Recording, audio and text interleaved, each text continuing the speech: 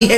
ام المومنین نے ایک مرتبہ رسول پاک صلی اللہ علیہ وآلہ وسلم سے پوچھا، یا رسول اللہ، ہم دنیا کا کامیاب انسان کس کو کہہ سکتے ہیں؟ تو اللہ کے رسول صلی اللہ علیہ وسلم فرماتے ہیں، عائشہ، جس کو اللہ نے جہنم کی آگ سے بچا کر جس کو جنت میں داخل کر دیا، وہ دنیا کا کامیاب انسان ہے۔ تم بڑے سے بڑے لیڈر بن جاؤ، بڑی سے بڑی ڈگریاں حاصل کر لو، بڑے سے بڑے مکانات بنا لو، بڑی سے بڑی دکانیں بنا لو، مالوں کو اکٹھا کر لو، قیمتی لباس پہن لو، ایک سے کھانے کھا لو، تم کامیاب نہیں ہو سکتے جب تک کہ میرا اللہ ہم سب کو جہنم کی آگ سے بچا کر اللہ جنت میں داخل نہ فرما دے۔ اللہ اکبر۔ میرے آقا صلی اللہ علیہ وسلم کے دیوانوں، ایک مرتبہ چند نوجوان کھڑے ہیں اور وہ قہقہاں لگا کر کے ہنس رہے ہیں۔ میں اپنے جوانوں سے خصوصی توجہ چاہتا ہوں، میرے وہ نوجوان جو پارکوں میں جا کر کے لڑکیوں کے کندھوں پہ ہاتھ رکھ کر کے زنا کی پلان بناتے ہیں، میری قوم کے وہ جوان جو فون پر لمبی لمبی گفتگو کر کے لڑکیوں کو زنا کی دعوت دیتے ہیں، میری قوم کے وہ جوان جو اپنی آنکھوں کو گندے مناظر سے ناپاک اور گندا کرتے ہیں، ذرا وہ دل کے کانوں سے تو سنیں، وہاں جو نوجوان کھڑے تھے وہ زنا کی بات نہیں کر رہے تھے، وہ عیاشیوں کی بات نہیں کر رہے تھے، وہ برائیوں کی بات نہیں کر رہے تھے، بلکہ وہ صرف قہقہاں لگا کر ہنس رہے تھے۔ دور رسالت خیر القرون کی بات ہے، چند نوجوان کھڑے ہیں، قہقہاں لگا کر ہنس رہے ہیں، اللہ کے حبیب کا ادھر سے گزر ہوتا ہے، سرکار ابد قرار اپنی سواری سے نیچے اتر جاتے ہیں اور ان جوانوں سے میرے آقا پوچھتے ہیں، کیا تم لوگوں کو جہنم سے آزادی اور جہنم سے نجات کا پروانہ مل گیا اور جنت میں داخلے کی اجازت تمہیں مل گئی؟ کیا تم جہنم سے آزاد کر کے جہنم سے آزاد کر کے جہنم سے آزاد کر کے تم جنت میں داخل کر دیے گئے ہو یا اس کی اجازت تمہیں مل گئی ہے؟ ان جوانوں نے کہا، ہمارے ماں باپ آپ پہ قربان یا رسول اللہ، نہیں، ہمیں تو جہنم سے آزادی کا اور جنت میں داخلے کا پروانہ ابھی تک کے نہیں ملا۔ آقا فرماتے ہیں، ان لوگوں پر مجھے افسوس ہے کہ جن کو ابھی جہنم سے آزادی کا پروانہ اور جنت میں داخلے کی اجازت نہیں ملی اور وہ قہقہاں لگا کر کے ہنس رہے ہیں۔ اللہ اکبر۔ پھر اس کے بعد ان جوانوں کو کسی نے مدینہ منورہ میں قہقہاں لگا کر کے ہنستے نہیں دیکھا۔ میں آپ سے پوچھنا چاہتا ہوں، نوجوان صرف قہقہاں لگا کر کے ہنس رہے ہیں تو اللہ کے رسول ان سے پوچھتے ہیں، کیا تمہیں جنت میں داخلے کی اجازت مل گئی؟ کیا تمہیں جہنم سے نجات کا پروانہ مل گیا؟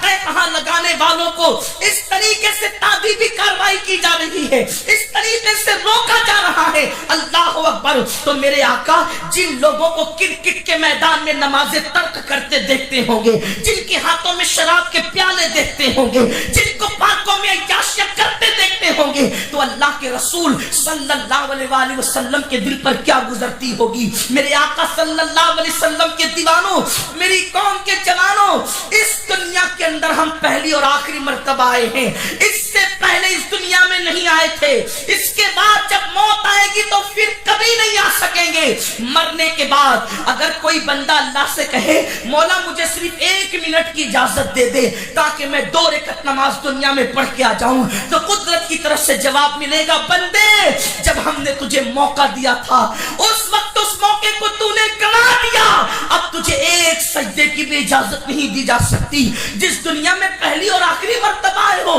اس دنیا میں کیوں آئے ہو؟ دنیا میں آنے کا مقصد کیا ہے؟ قرآن کہتا ہے، وَمَا خَلَقْتُ الْجِنَّ وَالْإِنسَ إِلَّا لِيَعْبُدُونَ، ہم نے جن و انس کو صرف اور صرف اپنی عبادت کے لیے پیدا کیا۔ میرے عزیز، اس دنیا سے بہت جلدی چلے جانا ہے، آنے والے سیکنڈ میں تمہارا اور میرا نام مردوں میں لکھا جائے گا یا زندوں میں لکھا جائے گا، اس کی کوئی گارنٹی نہیں ہے۔ کس غرور میں مبتلا ہو، جوانی کے غرور نے تمہیں خدا کے خوف سے بے خوف کر دیا ہے، دولت کے غرور نے تمہیں عیاشیوں کے اڈوں کے قریب کر دیا ہے۔ اللہ کے گھر سے دور زندگی گزارنے والوں، اللہ کی نافرمانی کرنے والوں، کیا مر کر کے خدا کو منہ نہیں دکھانا؟ کتنے گناہ کرتے ہو، کتنے جرائم کرتے ہو، اللہ کو کیا منہ دکھاؤ گے؟ بڑے افسوس کے ساتھ کہنا پڑتا ہے جب مسلمانوں سے کہا جائے چلو اللہ کی عبادت کرتے ہیں، چلو نماز پڑھتے ہیں، تو مسلمان بڑی سادگی سے کہہ دیتے ہیں مولانا ٹائم نہیں ملتا۔ میں تم سے پوچھنا چاہتا ہوں، تمہیں بیت الخلا جانے کے لیے ٹائم ہے اور تمہیں اللہ کے گھر میں جانے کے لیے ٹائم نہیں ہے؟ تمہیں دوستوں کے پاس بیٹھنے کے لیے ٹائم ہے، تمہیں اللہ کے ساتھ بیٹھنے کے لیے ٹائم نہیں ہے؟ اگر یہ جملہ آپ پر بار لگتا ہو اللہ کے ساتھ بیٹھنے کی بات، یوں تو میرا اللہ علم و قدرت کے اعتبار سے ہر ایک کے ساتھ ہے۔ ہوا معکم اینما کنتم، تم جہاں کہیں اللہ تمہارے ساتھ ہے، مگر سنو سنو، جس وقت بندہ سجدے کی حالت میں ہوتا ہے وہ وقت بندہ اللہ کے ساتھ گزارنے کا نعرہ تکبیر، نعرہ تکبیر، نعرہ رسالت، مسلک اعلیٰ حضرت سید امین القادری صاحب۔ واہ واہ، بہت خوشی۔ مسلمان کا ایک مزدور انسان، مسلمان کا ایک فاقہ کش انسان، مسلمان کا فٹ پاتھ پر زندگی گزارنے والا انسان جس وقت سجدے میں ہوتا ہے تو وہ وقت کے تاجدار سے زیادہ بلند ہو جاتا ہے۔ اس کی وجہ یہ ہے کہ وقت کے تاجدار کو اگر سجدے کی توفیق نہیں اور فاقہ کش کو سجدے کی توفیق ہے تو سجدہ کرنے والا جب سجدہ کرتا ہے تو میرے رسول نے فرمایا اللہ اور اس کے درمیان کے سارے حجابات اٹھا دیے جاتے ہیں۔ واہ واہ، سبحان اللہ سبحان اللہ سبحان تم اللہ۔ سے بڑھ کر وی آئی پی کون ہوگا؟ تم سے بڑھ کر عزت دار کون ہوگا؟ تم سے بڑھ کے شان والا کون ہوگا؟ مسلمانوں، اگر تمہیں ایم ایل اے یاد کر لے، تمہیں ایم پی یاد کر لے، تمہیں وزیر یاد کر لے تو تم کتنا پھدکتے ہو۔ آج ایم پی کی طرف سے بلاوا آیا ہے، آج ایم ایل اے کی طرف سے بلاوا آیا ہے، آج ایم پی کی طرف سے بلاوا آیا ہے، آج وزیر کی طرف سے بلاوا آیا ہے۔ سنو سنو، کوئی دنیا کا لیڈر بلائے نہ بلائے ہم پرواہ نہیں کرتے۔ رسول اللہ کی غلامی نے ہمیں وہ منصب عطا کیا ہے کہ ہمیں 5 مرتبہ اللہ کی طرف سے بلاوا آتا ہے، اللہ کا منادی ہمیں بلاتا ہے۔ لیکن افسوس، ہم وزیروں کی دعوت پر تو جاتے ہیں، ہم امیروں کی دعوت پر تو جاتے ہیں، کیا تم اللہ کی دعوت پر بھی جاتے ہو؟ جو قوم خدا کی دعوت کو اہمیت نہ دے پھر اس قوم کا ٹھکانہ جہنم نہیں تو کیا ہے، اور جہنم تو بعد میں ٹھکانہ ہے۔ جو قوم اللہ کی دعوت کو اہمیت نہ دے وہ قوم بے چین نہیں ہوگی تو کیا ہوگا، وہ قوم بے قرار نہیں ہوگی تو کیا ہوگا، وہ قوم روٹی کے ٹکڑوں کو نہ ترسے گی تو کیا ہوگا، وہ قوم اللہ اکبر بستروں پر سسکیاں نہ لے گی تو کیا ہوگا۔ خدا کی بارگاہ کے سجدے سے دور ہو کر خوشیاں چاہتے ہو؟ کوئی کام کر کے کامیابی ملے کوئی گارنٹی نہیں ہے۔ اللہ کے رسول علیہ السلام نے اذان کے جو الفاظ وحی کے مطابق متعین فرمائے ہیں اس میں خاص بات ہے حی علی الصلاۃ، نماز کی طرف آؤ۔ جب انسان کسی کام کی طرف آتا ہے تو اس کی لالچ ہوتی ہے اس سے ملے گا کیا۔ انسان کسی بھی کام کی طرف آئے گا تو لالچ سے آئے گا، اس کے پاس آ کر یہ کام کر کے ملے گا کیا۔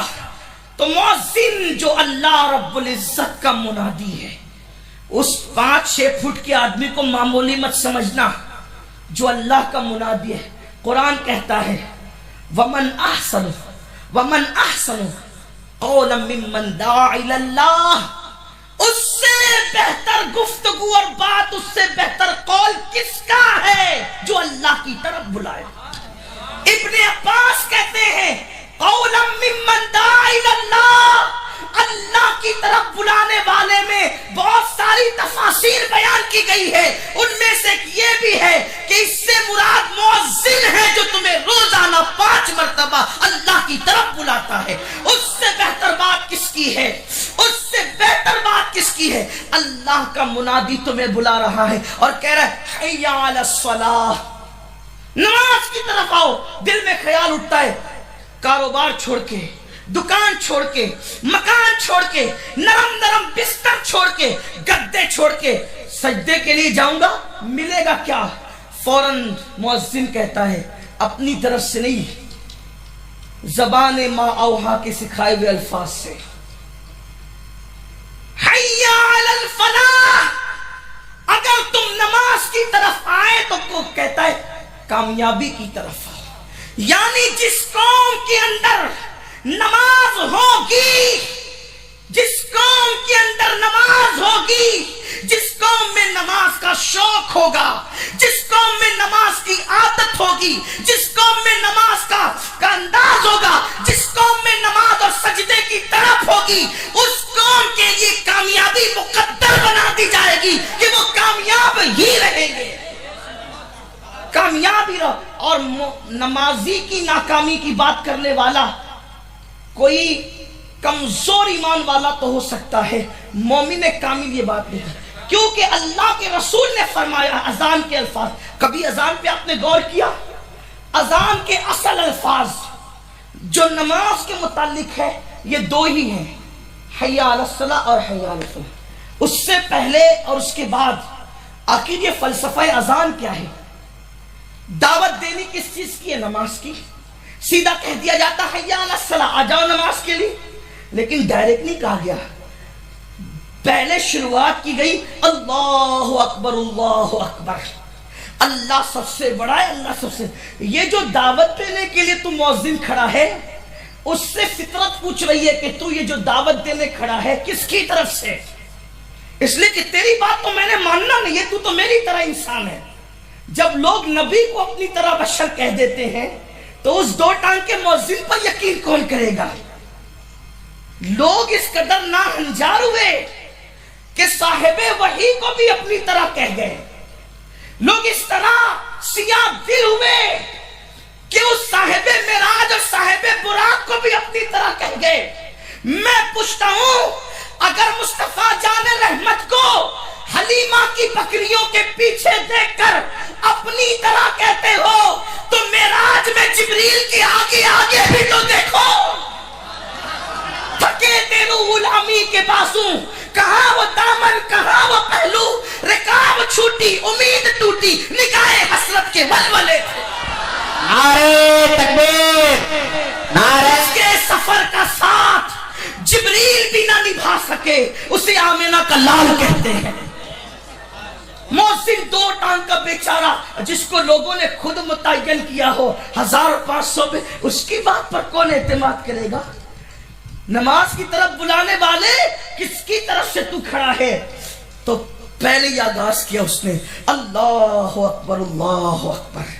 مجھے اس کی طرف سے کھڑا کیا گیا ہے جس سے بڑا کوئی ہے ہی نہیں، جس سے بڑا کوئی ہے ہی نہیں. اچھا یہ اللہ کون ہے؟ پھر سوال ہوتا ہے اللہ سب سے بڑا ہے تو یہ ہے کون؟ وہ کہتا ہے اشہد ان لا الہ الا اللہ. یہ اللہ وہ ہے جس کے سوا کوئی معبود ہے ہی نہیں، عبادت کے لائق صرف اللہ ہے. یہ کس نے بتایا؟ کیونکہ وہ دکھتا تو ہے نہیں، سمجھ میں نہیں آتا، نظر میں نہیں آتا، زبان میں نہیں آتا، بیان میں نہیں آتا. جو بیان میں مکمل آ جائے وہ اللہ نہیں ہے نا، جو سمجھ میں آ جائے وہ اللہ نہیں ہے، جسے سمجھایا جا سکے وہ اللہ نہیں ہے. وہ سمجھ سے ورا ہے، وہ سوچ سے ورا ہے، وہ فکر سے ورا ہے. تو دل میں تو آتا ہے، سمجھ میں نہیں آتا. میں جان گیا بس تیری پہچان یہی ہے.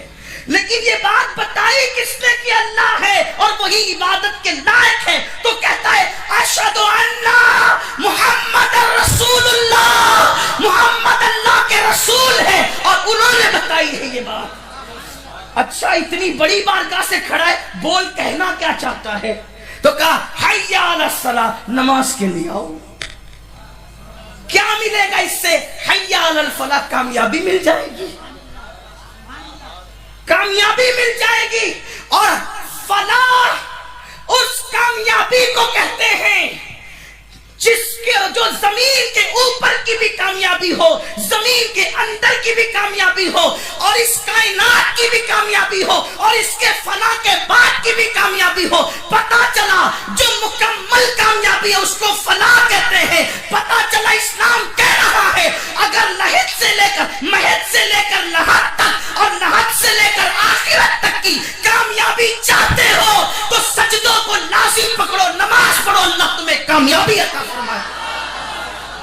ہم نماز کو چھوڑ کر سب کر رہے ہیں. ٹائم نہیں ہے, ٹائم جھوٹ ہے, یہ جھوٹ سراسر جھوٹ ہے. ٹائم نہیں ہے. اگر ٹائم نہیں ہے تو آپ پارکوں کے لیے ٹائم کیسے نکالتے؟ ٹائم نہیں ہے تو آپ واٹس ایپ کے لیے ٹائم کیسے نکالتے؟ ٹائم نہیں تو آپ فیس بک کے لیے ٹائم کیسے نکالتے؟ سب کے لیے ٹائم. جس رب نے پوری زندگی دی اس کے لیے ٹائم نہیں. جس دن سجدے کی لذت پالو گے اس دن سب چھوڑ کے سجدہ ہی کرو. اس دن سب چھوڑ کے سجدہ کر. اس لیے کہ جن کو سجدے کی لذت ملی ہے, جن کو سجدے کی لذت ملی ہے, پھر انہوں نے راتوں کی نیند چھوڑی ہے. رسول اللہ کی بیٹی سیدہ فاطمہ الزہرا سلام اللہ علیہا عشاء کے بعد نفلی نماز میں جب شروع کرتی, ایک ہی سجدے میں پوری رات گزار دیتی. پوری رات ایک سجدے میں گزر جاتی, اور جب صبح ہوتی تو نماز جلدی سے مکمل کر کے حسرت سے کہتی, اتنی چھوٹی تو نے رات بنائی. ہمیں گناہ کے لیے رات چھوٹی پڑتی ہے, انہیں سجدے کے لیے رات چھوٹی پڑتی تھی. اس لیے کہ ہمیں گناہ کی لذت مل گئی ہے اور انہیں سجدے کی لذت. یاد رکھنا, گناہ میں لذت تو مل سکتی ہے, گناہ میں عزت نہیں مل سکتی. گناہ میں چند لمحے کی لذت ضرور ہے لیکن گناہ میں عزت نہیں ہے. یہ جو دنیا میں ذلیل ہوتے پھر رہے ہو نا, گناہوں کی لذت کی بنیاد. چھوڑ دو گناہ کو اور سجدے کی لذت حاصل کرو. خدا کی قسم سجدے کی لذت وہ ہے کہ جو بستروں سے اٹھا کر مصلی پہ کھڑا کرتی, کوئی سجدہ کرے بھی تو سے. اور اس سے بہتر چیز اصل میں بات یہ ہے, کوئی بندہ ساری زندگی اگر سبزی اور بھاجی ہی کھاتا رہے, سوچے کہ یہی سب سے بڑی نعمت ہے. لوگ کہیں بھئی اس کے سوا بھی کچھ کھاتا ہے, ہمیں نہیں چلتا اس کے سوا. ایک دن اس کے منہ میں وہ لقمہ اگر چلا جائے تو سوچے گا پاگل تھا کہ ساری زندگی میں نے سبزی کھا کر کے گزار دی, اس کی لذت تو مجھے ملی ہی نہیں تھی. خدا کی قسم کہتا ہوں, آپ سے آج ایک بات کہتا ہوں, سب چیز کی لذت اٹھائیے, کبھی میرے اللہ کی بارگاہ میں سر ٹیک کر سجدے کی لذت بھی اٹھا. اور سجدہ وہ نہیں کہ مرغے کے ٹھونگ مارنے کی طرح سجدہ نہیں, سجدہ وہ اس شان سے کہ جس رب اعلیٰ کا نغمہ, لاہوتی نغمہ آپ زبان سے گنگنا رہے ہیں, دل بھی اس کی بارگاہ میں جھکے اور دل یہ سوچے کہ وہ دیکھ رہا ہے اور وہ میری شہرت سے زیادہ قریب ہے. پھر دیکھو آنکھیں نہ نم ہو جائے تو پھر کہنا. اور سجدے میں جتنی لذت ملتی ہے, جتنا سکون ملتا ہے, اتنا سکون کسی چیز سے نہیں. حیرت ہے, لوگ سوچتے ہیں سجدے میں سکون کیسے ہے. سائنس کہتی ہے جب انسان زمین پر سر رکھتا ہے تو زمین جو ہے وہ اس کے دماغ کو, چونکہ زمین کے اندر کشش ثقل ہے تو اس کے دماغ کو اپنی طرف ہر چیز کو اپنی طرف کھینچتی ہے. تو وہ شعائیں جو انسان کو ڈپریشن, وہ شعائیں جو انسان کو بے چین کرتی ہے, وہ زمین میں جذب ہوتی ہے. نتیجے میں انسان کو اللہ سکون کی دولت عطا فرمائے. یہ تو انہوں نے کہہ دیا, ورنہ ہمارے محبوب کا تو فرمان یہ ہے کہ سجدہ کرو اللہ تمہیں سکون کی دولت عطا